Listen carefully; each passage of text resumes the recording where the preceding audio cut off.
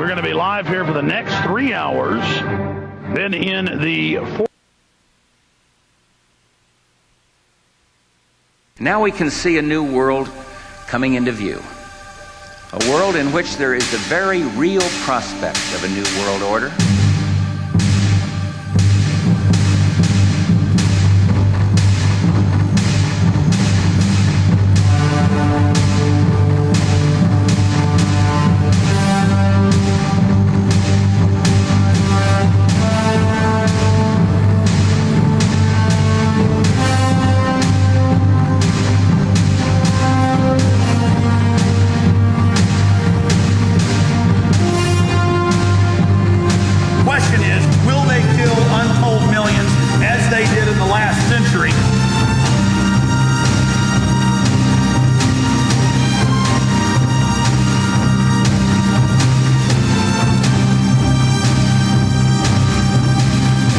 It is not the elite cockroaches that determine that. It is you.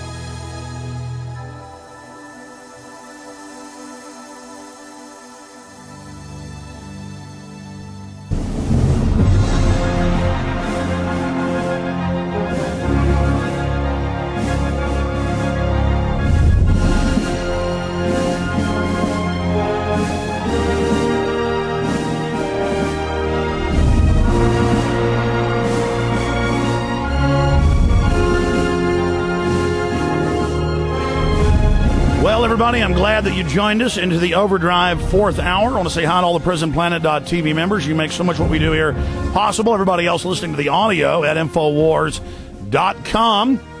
Hey, guys, you think I should take these calls? I mean, I know I'm going to take these calls first, but should I play the JFK first or should I play the TV show first? I forgot to ask which one we've got queued up first. We're going to do the TV show first. All right, about 30 minutes of that or so.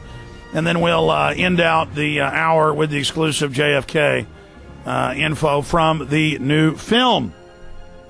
But right now, as promised, because I didn't get to all your calls, I wasn't just going to footage at the start of the show, but I want to get to everybody. Up first is Greg in New Jersey. Greg, you're on the air. Welcome. Hey, Alex, can you hear me okay? Yes, I can. Welcome. Well, thank you very much. By the way, I'm a subscriber, too, and I like it a lot. Thank you for the support. No problem. Just want to let you know, for those people that don't think they can't make a difference as an army of one, here in New Jersey, 1,000 people thought like me and stood toe-to-toe with John Corzine, the governor of New Jersey, wants to sell our turnpike, including my state senator and my two assemblymen. And it was quite a show in Marlborough, New Jersey, to the point where I called in the heavy guns. He didn't get a chance to speak, but even Jerome Corsi came to the meeting, where 1,000 people stood toe-to-toe against Corzine. Oh, they're not handing your road away to foreigners like they are in Texas, are they? Oh, no, it's going to be a public benefit corporation. Oh, where private people get the money and yeah. Yeah, sure. Exactly. So Dr. Corsi wrote a scathing review of Corzine's plan. Did they try lies like saying there's no money from gas tax when gas receipts have exploded exponentially? Oh, yeah, that's right. Oh, they're going to have to raise the gasoline tax. They go, there's no money coming in. But you look at every state and federal gas tax, the amount's going straight up. 15 million barrels 10 years ago, 26 million barrels now used today. Gee, you think they're getting more money? Correct. It's all just a pack of lies, and the people just in New Jersey raping. Are it's just so total criminals. I think they're finally starting to wake up, thanks to people like you. Total criminals, and they're all going to prison. I sure hope so. I'll bring Corzine a cake. Well, tell me what Corsi wrote, because I was interrupting you. Oh, yeah, Dr. Corsi just basically wrote that the turnpike scheme that Corzine is planning is basically the same as what's planned for the NAFTA superhighway. And it's basically just the privatization of the road. The people get nothing, and they're going to force us onto this road, whether we like it or not. Great story in Natural News today, but it quotes a Reuters, and so I Googled the Reuters. I didn't just believe Natural News, even though they're great folks, great info. I Googled. They also had a link to it. And Reuters admits that Centra's got the deal.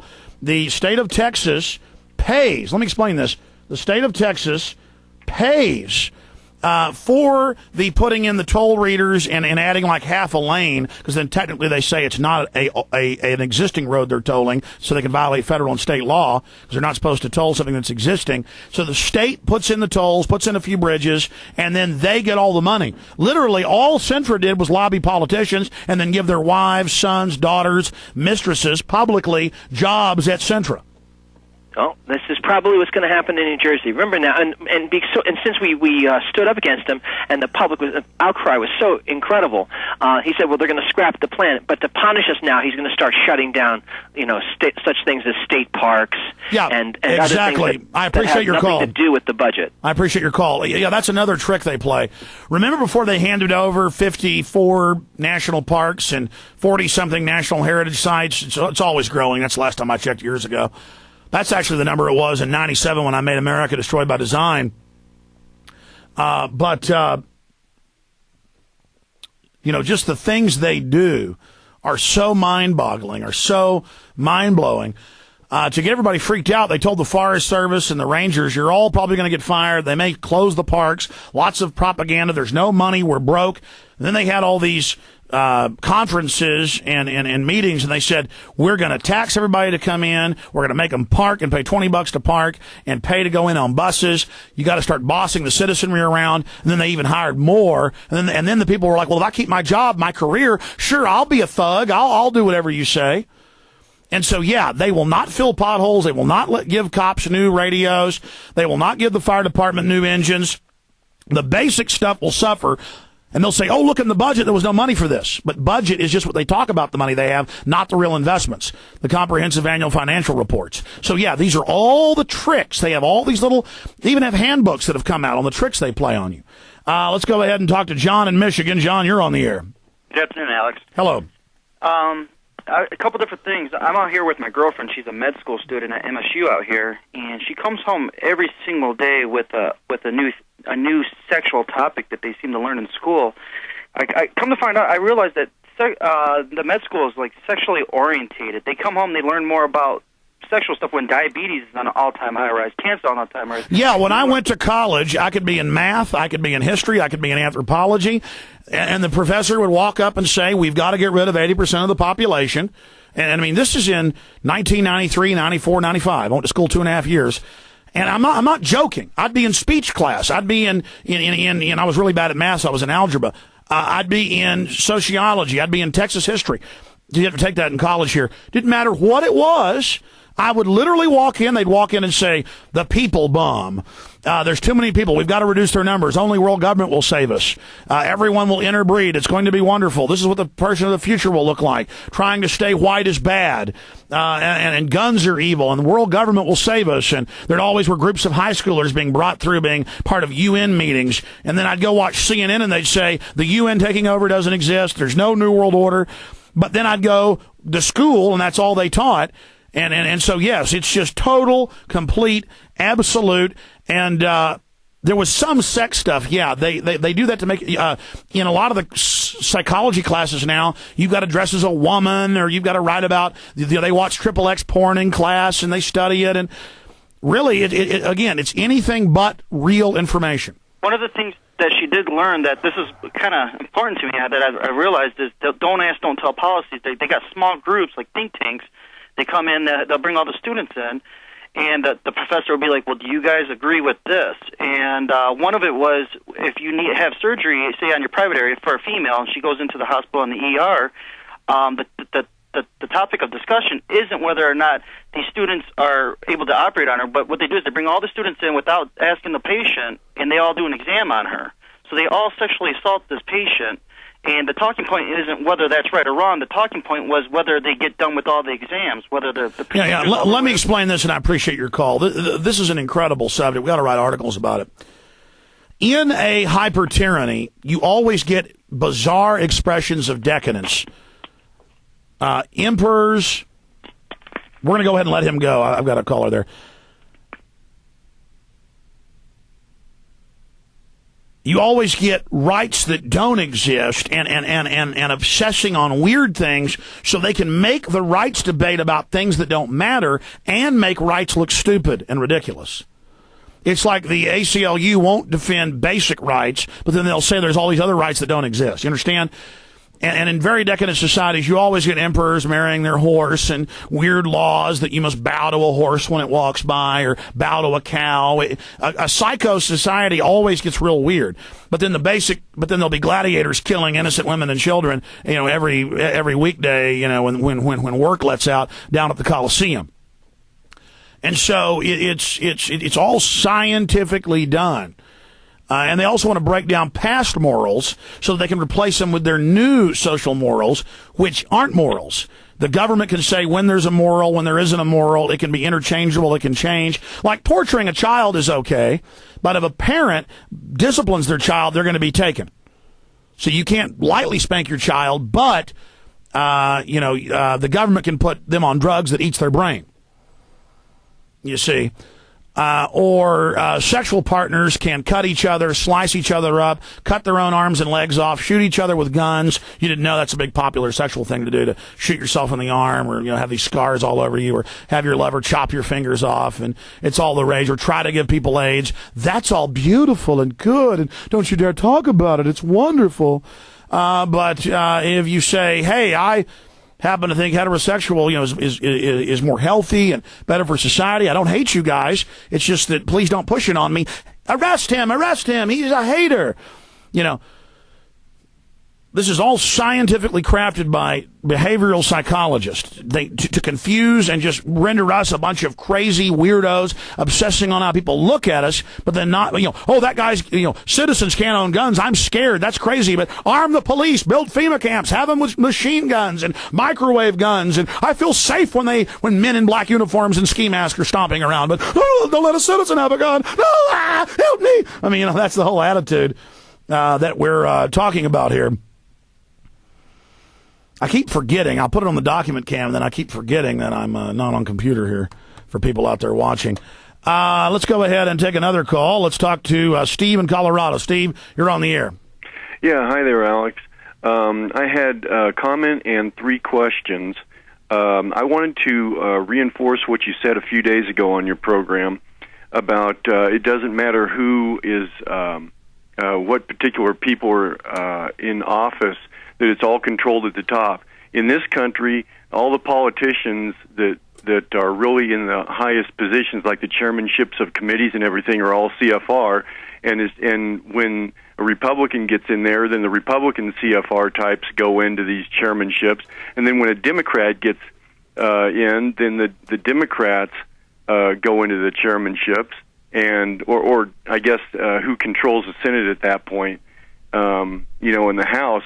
But then with the president, even the same is true with his cabinet. When a Republican president gets in, then a Republican set of CFR advisors come in, and when a Democrat gets in, then a Democrat set of CFR advisors, and they're all run by David Rockefeller, and they play by his rules. So I just want to mention that, and then I had 3 questions. Absolutely. Ask them real fast. Okay. You had just mentioned a guy by the name of Grasso that had to do with FARC. Yeah, Richard Grasso, the head of the New York Stock Exchange, publicly went in 2000, Reuters, others had photos of it and articles, and publicly asked the FARC to invest their drug money in the New York Stock Exchange or they would be invaded. He said no, and U.S. forces invaded 1 year later. Okay. And they finally killed the head of the FARC, 3 months ago. Wow. Okay. And they have international law, and U.S. law allows the investment of narcotics money from other nations. Well, isn't that special? Oh, yeah, it's all public. There's cops driving along going, that's not true. Well, okay, just don't check out what I said, and you can live in your own delusional world, but I'm telling the truth. Okay, and then the next question is, you had mentioned also a few shows ago, and you touched on a bit today, that there was a CIA station chief that admitted on some program that the OSS had helped Mao. Was that back in '49 with the revolution? Yes, 49-50. And there's I got to let you go. This has been I've only taken 2 or 3 more calls, and I've got to get to these videos. I don't remember the name of the section chief right now. It was on the History Channel. I'd already read several books and had a bunch of guests on. It's common knowledge. David Rockefeller's written about it, but my point is now it's on the History Channel. Let's go ahead and take another call. Let's talk to Eric in Philly. Or no, Al in Denver. I'm sorry. Was who I was supposed to go to first. Al in Denver, go ahead. Hey, Alex. Yes, sir. Hey, I'm a new listener. I've been listening and got turned on to you about 4 months ago, and man, you really connected all the dots that I've been noticing throughout the years. Anyway, I got 2 quick questions. The most important one's first, so we can drop the second one if it takes too long. But question I have is about how the elite, want to kill us, and they have all these various ways with fluoride in the water, inoculations, contaminated food, chemtrails, all that stuff, right? Mm-hmm.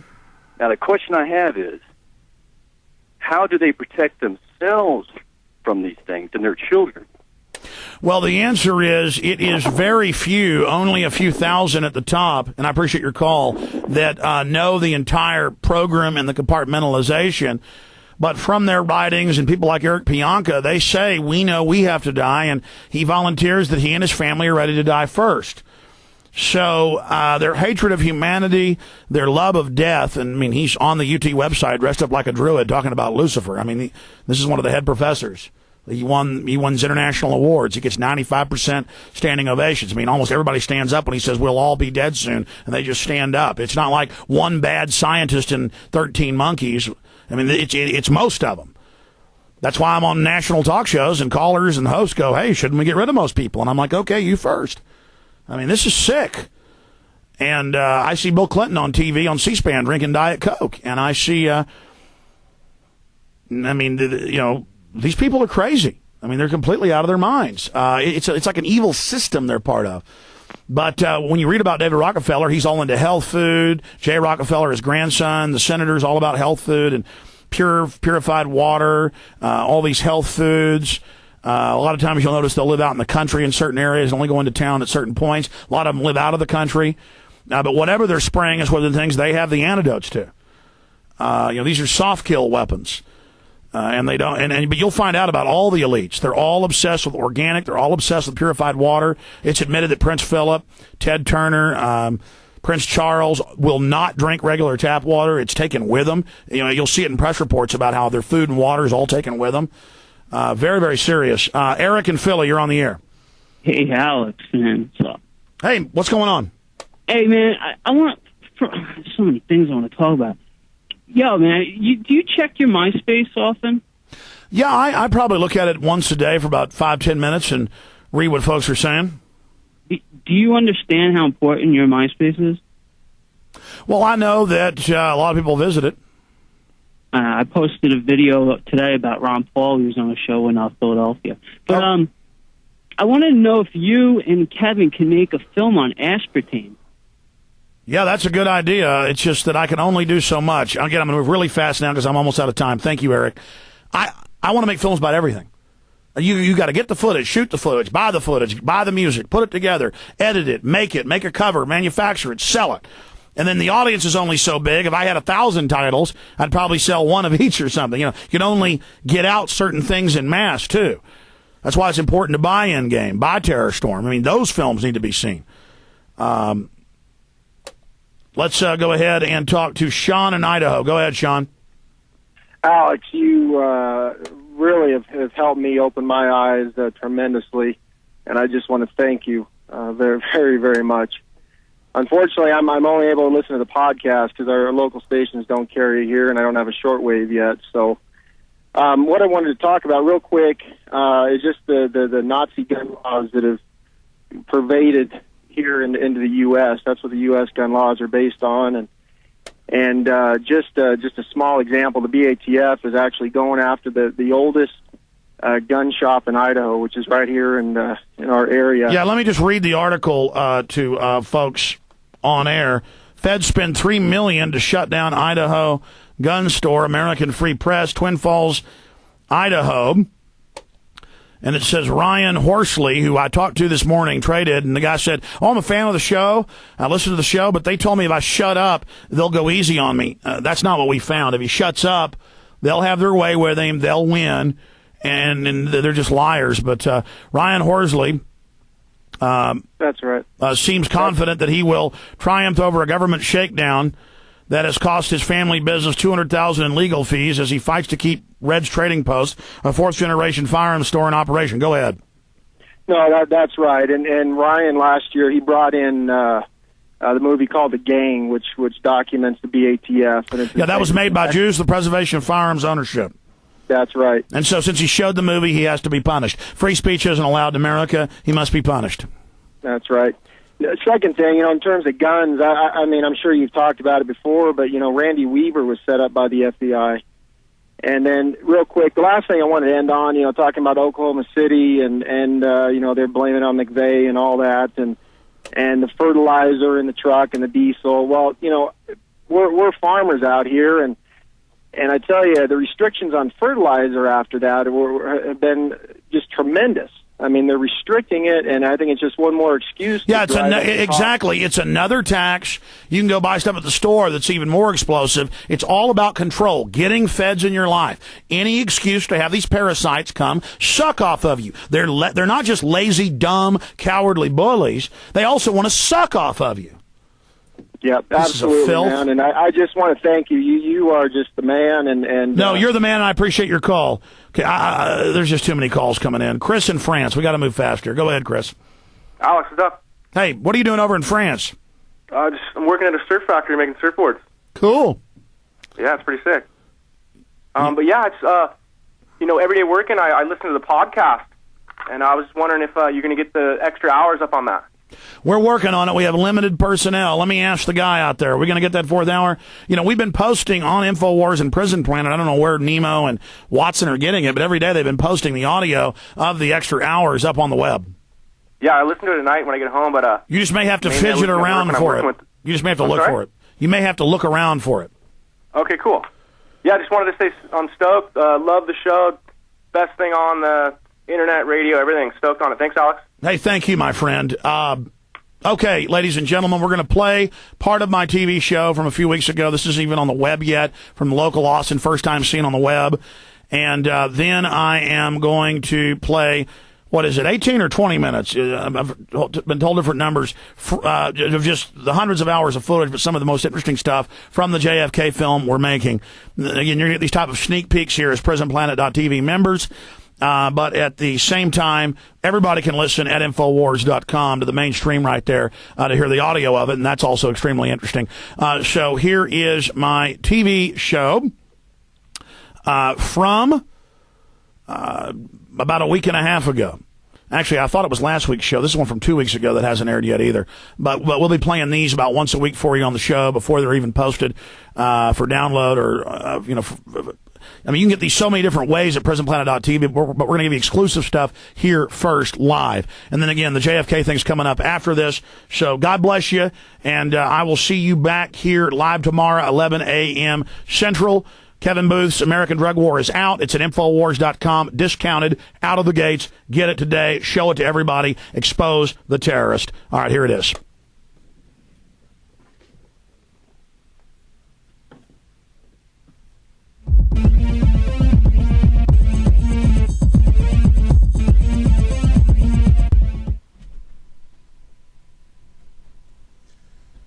Hello, my friends. It is March 24th, 2008. We've got about 22 minutes left. We were just playing one of the little extras from my documentary film, Endgame, Blueprint for Global Enslavement, the mini-film titled Battle for the Republic, how the globalists are using a hostile nationalistic country to our south to destroy the sovereignty of the United States by design. Okay, we have a lot of news to cover in a short time to get there this evening. In my stack, I have John McCain saying that Iran runs al-Qaeda, which he had to admit was a lie. Also, we have a very important police state stack here for you this week. Another stack on what's happening with the economy. Also, the jackals circling Iran, wanting to start what could lead to World War III. And as we predicted last week, The Supreme Court is set to rule that all guns can be banned in the United States and that you have no right to own guns. And as I predicted last week, later in the week they did it, they are billing it as a victory for gun owners, saying, yes, you have a right to own guns if we say so. So we'll go over that a little bit today, this evening as well. Let me, in fact, just get into that now. Here is a story from prisonplanet.com. Gun owners fooled by mammoth Supreme Court hoax. But we have quotes there and links. I interviewed Larry Pratt, the head of Gun Owners of America, who separately concurred with my analysis and had his own detailed analysis and their own lawyer's analysis. They haven't ruled yet, but the oral arguments were there. The justices made comments, and we have the supposed Second Amendment group's briefing in the case to the Supreme Court. We have the White House's Justice Department briefing, and then we have some other groups. And I spent the time in the last week to read the briefings to the court. There's about 20 of them. I only read 3 of them, but the key ones. I have the federal government's brief here, and they say that there is no Second Amendment, and they basically say that they can ban all of your guns if they want to. And then I have the supposed pro-gun group, and they say, well, you have a limited individual right, and they agreed with the court when justices would ask them that guns can be completely banned. Now, the average person doesn't even know how the Supreme Court operates, or that there are briefs, or that you can read the oral arguments of the Supreme Court, or that you can read the statements of the justices. And so they simply heard and saw the headlines about a big victory for the Second Amendment. Justices appear skeptical of D.C.'s handgun ban. That's the Washington Post. New York Law Journal, individual right to bear arms wins favor in court argument. And then in a few months, they're supposedly going to make their announcement. Here's an AP article. Justices agree on right to own guns. That's Associated Press. So the average person reading this would think that there'd been some great victory for the Second Amendment. Now, what I have here is just one page of quotes by founding fathers. There are over 1,000 that I have found. Noah Webster, John Adams, James Madison, Thomas Jefferson, about everyone has a right to own guns. They are mainly to defend against a tyrannical government and secondarily against thugs breaking into your house.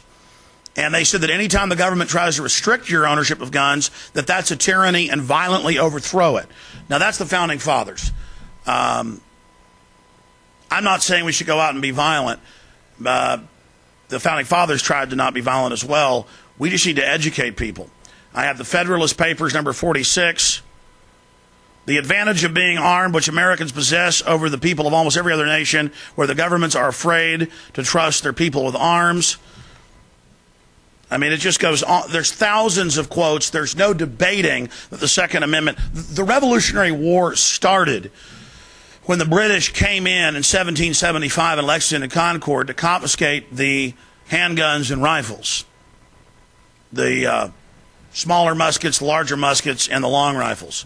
And let me just read what infringed means. To transgress or exceed the limits, to violate.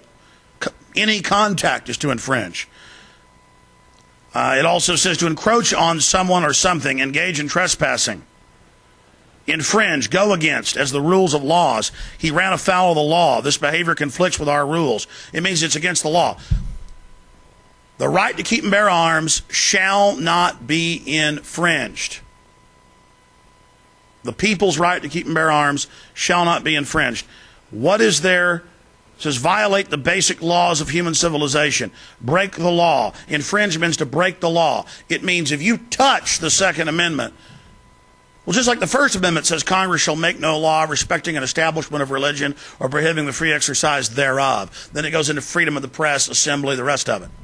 It's Anglo-Saxon common law, codified in the strongest wording ever in the Constitution, Declaration of Independence, and Bill of Rights. Or, in order, Declaration of Independence, Constitution, Bill of Rights. There is no debate, but we have a public that thinks Iran is al-Qaeda. We have a public that is the dumbest on earth now in global test scores. We are the stupidest, most mindless people on earth now. We were the smartest, now we're the dumbest. We're the spoiled brats of people that carved out a continent and gave us everything. The smartest, the toughest, all the histories, all the data, it all shows that. Now the most pathetic, the most slovenly, the stupidest. That's who we are. And we've got criminal government and the UN and others saying that civilian ownership of firearms threatens the legitimate power monopoly of the state. Now, they're saying it's legitimate, but I agree with the statement. Our ownership of guns threatens their power monopoly. Power monopoly is a dictatorship. So, the Supreme Court is set to rule, well, D.C. says you have no right to own guns, but we're saying you do have a limited right if we say so, if prescribed by law. They've never had a court ruling at the Supreme Court level saying that you can't own guns, and the Supreme Court, and that the Second Amendment doesn't say what it says. So they're billing the codification, the Supreme Court saying they can ban guns, as a gun victory. That is no victory. So I'm done talking about that. I've done 3-hour radio shows on this. We'll do more shows in the future as this develops. But the NRA isn't going to tell you. No one is going to ring the alarm bells. The NRA is a Judas goat. Gun Owners of America has documented how they're actually a gun control organization. Gun Owners of America is the second largest Second Amendment group in the country. They've never been adversarial towards the NRA. Their board last year voted to go ahead and tell the truth. They said they'd held back for decades. They're older than what we know of as the modern political NRA. The NRA before was federally founded by the federal government after the Civil War for marksmanship for the military because the North couldn't shoot as well as the South from the lessons of that conflict. They authored every gun control bill that has ever passed the federal level. They authored the 68 Gun Control Act with Senator Dodd. The late Senator Dodd, not the current Senator Dodd. They authored everything. See, you can't ban guns with 150 million gun owners. You've got to have somebody who's posing as your friend that does that. Okay, let me get into McCain. McCain shrugs off Obama attack over Iraq gaffe. This isn't about Barack Obama, so don't immediately decide that it's okay that McCain lies to you because Barack Obama pointed it out. They're all puppets. They all work for the same people. I'm just using this to show you a Reuters headline. Okay? What was the gaffe? Bush on national television and when he's in the Middle East has said that Iran is behind al-Qaeda. Mohammed Karzai, the puppet dictator appointed by Bush in Afghanistan, has said, Mr. President, you are mistaken. And Bush has said, no, you are wrong. Because Mohammed Karzai knows how ridiculous it looks. There are two major branches of Islam. There is Sunni and Shiite. Shiite is the original group. But the now larger dominant group is the Sunni. The Sunnis come out of predominantly the central Middle East, Saudi Arabia. That's where the Wahhabist or Al-Qaeda comes from. And it itself is a minority of the Sunni derivation of Islam. They're constantly killing each other. They hate each other. It's just continual warfare. Iran is run by Shiites. Now, the White House 4 years ago, it came out, this is admitted, is funding al-Qaeda, which they founded. They used them against the Serbs, of course, and they used them against the Russians. And they have had them for 4 years, bombing dams, shooting up school buses, killing Iranian police all over the country. The CIA is there advising them inside the nation. And they promised the Sunni that they're going to get to run Iran, just like our government has put in religious Shiites in Iraq. They always divide and conquer. It wasn't an Islamic state before with Saddam. It is now. Saddam was an older U.S. policy of secularism. So our government runs al-Qaeda publicly and has them attacking Iran. Then our government and our corrupt media comes on and says Iran is al-Qaeda. Now, it's now been pointed out that this was not a gaffe by McCain, that this is a talking point. It's said on talk radio every day that Iran is where bin Laden lives and that Iran is al-Qaeda. The U.S. public can't tell you how many continents there are. You know the drill. Miss Teen USA can't even talk. They can just text message and act cool and apply makeup. Men don't know even what their state capital is. They just strut around acting tough, bugging their eyes out at the gym. But they're total slaves. I mean, you've been socially engineered by scientific experts. They have literally dumbed you down. All of us have grown up with at least 20-point IQ reductions from the sodium fluoride, and that's in scientific studies, areas that have fluoridation versus non-fluoridation. They've injected us all with mercury from birth, which attacks the cerebral cortex. I mean, we are retarded. The best of us, people that would be geniuses, are now just average. If you were going to be average, you're a moron. If you were going to be a moron, you're retarded. This is their gift to you. This is their loving eugenics gift in their own documents. They've lovingly given you. And you can't understand now, and you're giggling and smirking because you're mentally retarded.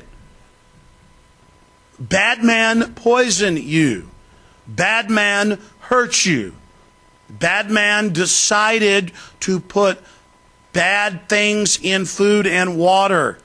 Eugenics. They say the middle class is their enemy, and they cold-bloodedly, militarily lobotomized us chemically. God, those words are too big. Bad man hurt you. Bad man hurt you. I'm not being condescending. Many of you don't understand. Bad man hurt you. And that's how they talk to you. Hillary and Bush, and they all talk real slow. We're going to give you health care. Just like they gave the black folks welfare and took them from 90% legitimacy to 90% illegitimacy and put about half their males in prison. They're not going to help you. They want to hurt you. And the low-grade morons at the government low level, they mean well. They don't know. They're compartmentalized. So McCain comes out and says Iran is training al-Qaeda. All right, ladies and gentlemen, that's a little bit of the TV show. The rest of it, the other 50 minutes or 45 minutes or so, will be up on prisonplanet.tv today. We're turning out so much material. There's like 5 videos Watson hasn't put up yet because he's so busy writing articles, doing customer service. We're trying to hire more people. We're trying to get a bigger office. Major growth around here in the fight against the New World Order. It's just going to get better and better. We're turning up the heat on everything. We're going to have a set TV show, me in a suit and tie with an evening report for you by the time we're done with it here. But this is the start here.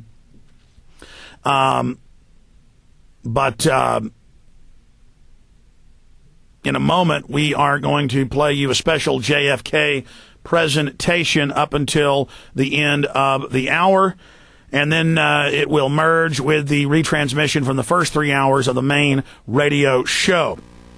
Again, I know that there are a lot of you that are just listening to the audio at prisonplanet.com and INFOWARS.com. I would challenge you to pay the 15 cents a day because we got some super awesome servers. I'm paying $15,000 a month for servers. Okay, I got 2 CDNs, 7 other servers. I mean, that's what it costs to really send out all the free stuff and the paid stuff and the rest of it. Most of the money that comes in, that's what we do. And it's all about getting the word out. So please pay the 15 cents at prisonplanet.tv. Go get a trial membership at prisonplanet.tv. Okay, here is the JFK sneak peek from the upcoming film. Very, very interesting information.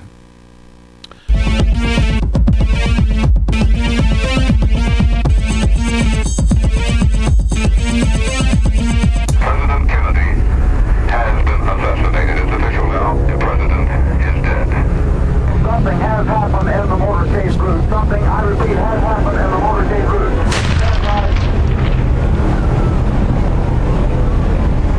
From Houston Street onto Elm Street.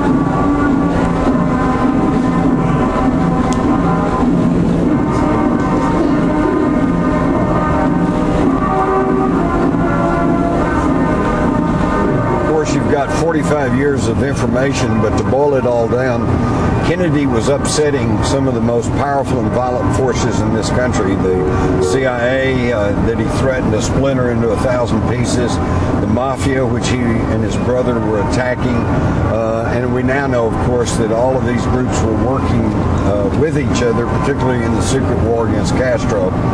So it wouldn't have been a big thing to simply take their assassination teams and send them to Dallas. Now, why would they want to get rid of Kennedy? Well, he was going against a lot of the programs that they were all for. For example, it's my opinion he would have never allowed ground combat units in Vietnam. And he even told close friends that after the election he was going to withdraw U.S. troops from Vietnam. That would have curtailed a lot of the profit for the military-industrial complex.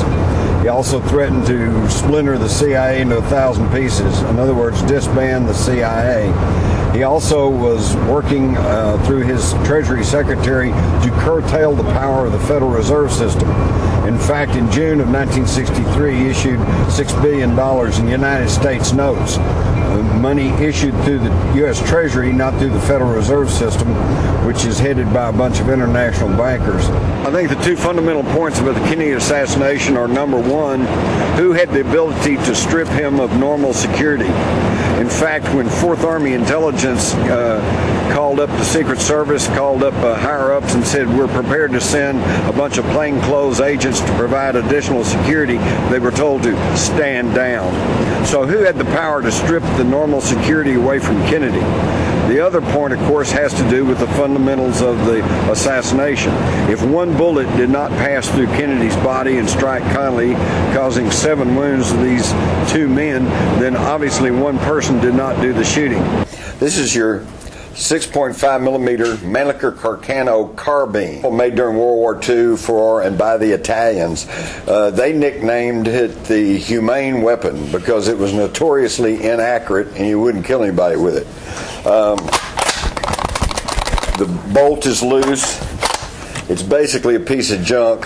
The lot that these rifles came into at the time of the assassination was in court in a civil suit because they said that the whole batch was defective. Right in the Warren Commission report, it states that when the Army Ballistic Test Center wanted to test this rifle for accuracy, they had to put 3 metal shims under the telescopic sight just to make it accurate enough to test.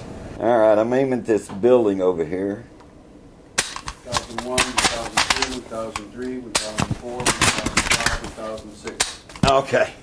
I just about made it in the 6 seconds, but I guarantee you that last one, I squeezed the trigger off. I did not even have this huge building over there clearly in my sights. So I probably would have missed this building. And we're talking about aiming at a human figure 250 yards away, moving downhill laterally away from you with a tree intervening in the line of sight. If Oswald couldn't do the shooting, then we're into a whole new ballgame. These are handwritten notes that my father wrote out for me while I was at his bedside, his hospital bedside in his home in Miami, Florida. He wrote these out over a period of a couple of days. Wow. Him discussing everything through his lengthy career in OSS and the 27 years he worked in the CIA, and then beyond that when he worked for Mullen and then the White House, through Watergate, his time in prison, and after that. All right, well, this first document is a very basic chain of command. This is the first note that my father wrote to me. And at the top here, there's a box that says LBJ. Below, there's an arrow going to the next box that says Cord Meyer. Below, there's a line coming from Cord Meyer's box to the right that says Bill Harvey. To the left of that, and underneath Cord Meyer, it says David Morales. And below David Morales, it says French gunman Grassy Knoll. It's interesting that the researchers have known for years about the possible involvement of E. Howard Hunt, Watergate burglar, CIA operative. But it is astounding that at the end of his life, he actually then began to confess to his involvement. And it's really amazing to me that the corporate mass media has not really picked up that story and disseminated it in any meaningful way. The information that my father gave me, he talked about the original meetings of a conspiracy that they were hashing out at 2 different safe houses in Miami was for a plot for Miami. Right. And the plot, by the time, things changed, it turned into Dallas. I don't know if it was the same cast of characters. Well, let me tell you something, St. John. Apparently there were 2 previous plots. One in Chicago. Oh, really? That got scotched because one of the first black Secret Service agents, somehow got word of that, and they knew that somebody was onto it, so that they canceled that one. The next one was scheduled for Miami. But again, apparently word leaked out, somebody knew something was going to happen, and so they canceled the motorcade through Miami. So now we're getting towards the end of '63. It was the last presidential trip. Yeah. Then you're going into the election year, 1964, which would have meant increased media coverage, increased security. Yeah. So Dallas was kind of like their last opportunity. Chance, huh? Yeah. To me, it doesn't have to be the one plot or the other plot or the mafia plot or the Cuban plot or the CIA plot. I think there perhaps very well were several plots that may have not known about even each other. And that's what you'd want to do. You'd want to have those layers. Yeah. So if one didn't work, the other one might. Plus, nobody knows who else is doing it. Well, I understand your dad said that there was a Frenchman, French Corsican involved. Yes. And it is interesting because we do have documents showing that the United States government had secreted a French agent out of Dallas that afternoon. Oh, my God. Yeah. I never heard that. And his name might have been Michael Mertz. Really? Yeah, I've got all those documents in my files. Again, this is hard leads that were never followed up. Everybody on the western end of Dealey Plaza said the shots had come from behind that wooden picket fence on the grassy knoll. That's right. And of course, the House Select Committee determined that at least one shot did come from the knoll. In fact, it's amazing, but the last official word of the U.S. government was that there was probably a conspiracy and there were at least 4 shots fired at Kennedy, but somehow that just has not really been reported to anybody. I know, and they knew that Kennedy was going to be elected. I mean, he was so popular. Hands down, 64% approval rating at the end of '63. He was a shoo-in for '64. Oh, and by the way, in the same week that he was assassinated in Dallas, one of the Dallas papers ran a story that said Johnson would probably be dropped from the ticket in 1964. So this not only was the last chance for the people that wanted to get to Kennedy, but it was the last chance for Lyndon Johnson. Yes, it was. Yeah. So, according to your father, he knew that the power that resulted in this assassination went right up to Lyndon Johnson. Right? That's right. He wrote out a document that he called the chain of command. He sketched it out for me, and at the very top there was LBJ. Right. And below that there was Carl Meyer, David Phillips, and below that there was Bill Harvey. Below that David Morales, and then below that the French gunman. Right. Have you seen that document? No. Yeah, I have that all here. Great. We'll take a look at that. Yeah, you can have copies of it too. But here's what you have to understand. Johnson, as powerful as he was very much under the control of people even more powerful. For example, in his administration, he had his 16 wise men, who included Dean Rusk and McNamara, this bunch, and Averill Harriman. Yeah. And it was written about at the time. They were the brains behind Lyndon Johnson.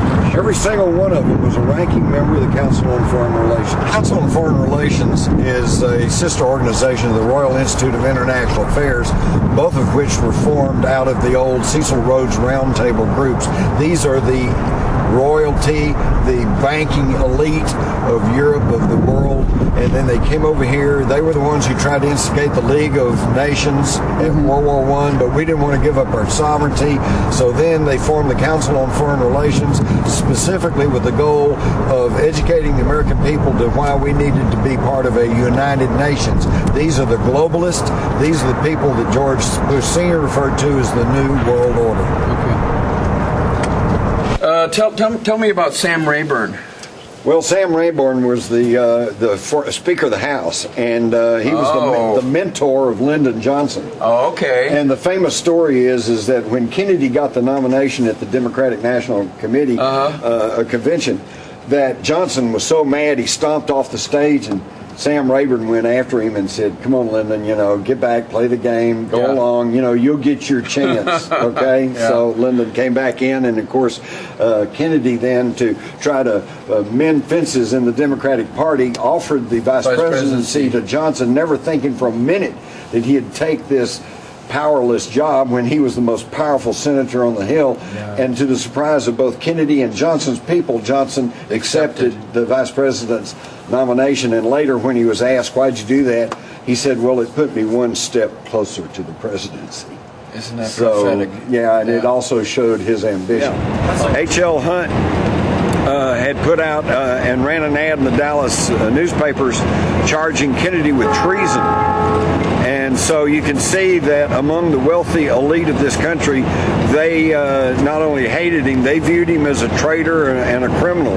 And of course, there were violent factions ready to take action once it was understood that nothing would be done to them. Years ago, one of the earliest researchers, Penn Jones, told me that he had learned from servants and people attending the meeting that there had been a meeting at a oil man's house the night before the assassination, and present there was Lyndon Johnson, Richard Nixon, J. Edgar Hoover, and he styled it as a last-minute commanders meeting.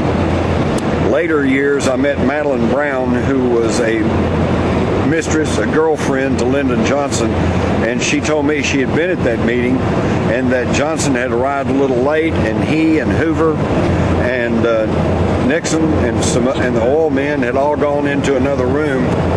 And when they came out of that room, that Johnson whispered to her and said, "Well, I'll tell you one thing, those goddamn Kennedys will never bother me again after tomorrow." And that came from Madeline Brown, and I can assure you that she was Lyndon Johnson's girlfriend. Well, it's a tragedy, really, for me. On a deeper personal level. What this location represents to me is not only, obviously on a national level and an international level, but on a deeply personal level, it's caused an incredible amount of heartache and sadness in my family.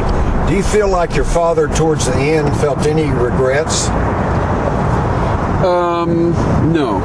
I think he died without having, well, as a matter of fact, he told me the only regrets that he had, and he was very sick when he told me this, very close to death, and I was, he paused for a moment, gathering his thoughts, and at that moment I was thinking, did he have regrets about his wife being murdered, about his children being, his family being destroyed, and no, it wasn't those things. It was that the Bay of Pigs had not been successful. So that's the kind of guy my dad was. And keep in mind, those people that were involved with the Bay of Pigs, and when it failed, who did they blame? Kennedy. Yeah. Oh, absolutely. They blamed Kennedy. Yeah. And yet, when you really go look at the dig down into the Bay of Pigs, you find out that Kennedy wasn't even aware that was going to happen until after he got elected. Right. That was planned by Richard Nixon. Yeah. Who was the White House political action officer of Eisenhower. That's right. Right. It was a fait accompli. Yes. It was already going to happen, and yet when it failed, Kennedy took the responsibility for it. Yeah, not Nixon. With Nixon, his history with my dad goes back to the Bay of Pigs days. Mm-hmm. So when he was made aware that E. Howard Hunt Hunt was working in a team for him. I mean, I don't know when he was made aware of that, but I know that Charles Colson brought him in, to become what was eventually called the Plumbers Unit. So when it was time to form the Plumbers and start what came to be known as Watergate, he was glad to get E. Howard Hunt on his team. Right? Yeah, well, he knew E. Howard Hunt could take care of things. That's why I also, on the other side of that same coin, he was very worried about my dad, because that Hunt knows too much. Oh, really? Yeah, that's a Watergate Nixon transcript tape. Yeah. And of course, all through those Watergate tapes in the White House, he kept referring to that whole Bay of Pigs thing. And of course, by then, now it's 1974. Everybody knew about the Bay of Pigs. H.R. Haldeman said he finally came to understand that when Nixon was concerned about that whole Bay of Pigs thing, that was a code word for the Kennedy assassination. That's right.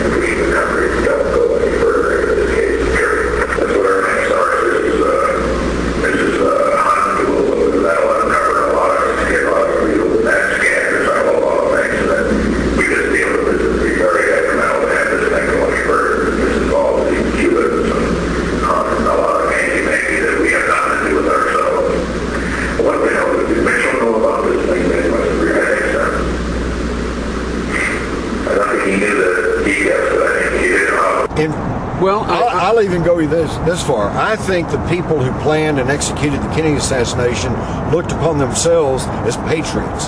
They felt like they were saving this country from international communism. What they didn't understand was that the same international banking oligarchy that was controlling the United States were the same folks that created communism. People have always said to me, well, hey, if there's a conspiracy, wouldn't someone have talked? Hey, they've all talked.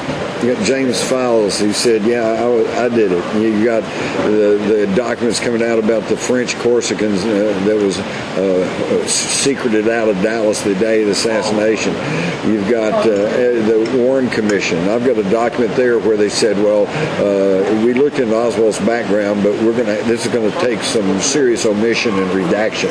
In other words, editing. In other words, we're not going to tell everybody the truth about what his background was, and they've all taught. Everybody's taught. It's very cathartic, to get all this out. It's very empowering to know that that my father put me in a position to give this information to the public, something that he could not do in his life. And when he said to me,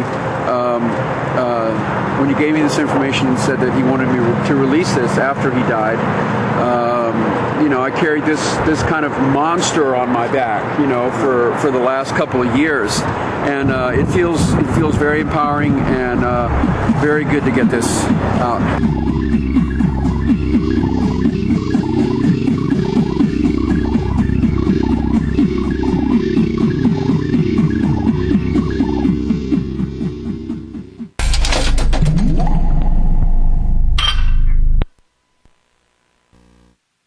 Well, my friends, again, thank you for joining us today for this live transmission. This is the first show this week where I've been doing this special fourth hour where it's only been an hour. I went for 5.5 hours a couple days ago and for 4.5 hours yesterday, it was 5 hours yesterday, and for 4.5 hours the first day. But we're out of time. The retransmission of the radio show is about to begin.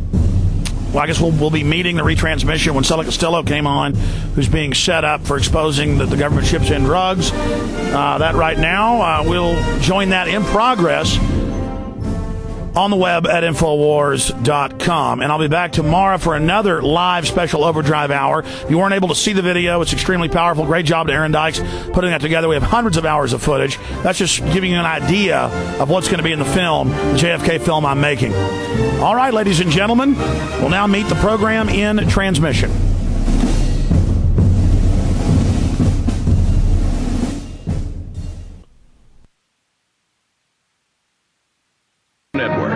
And now, live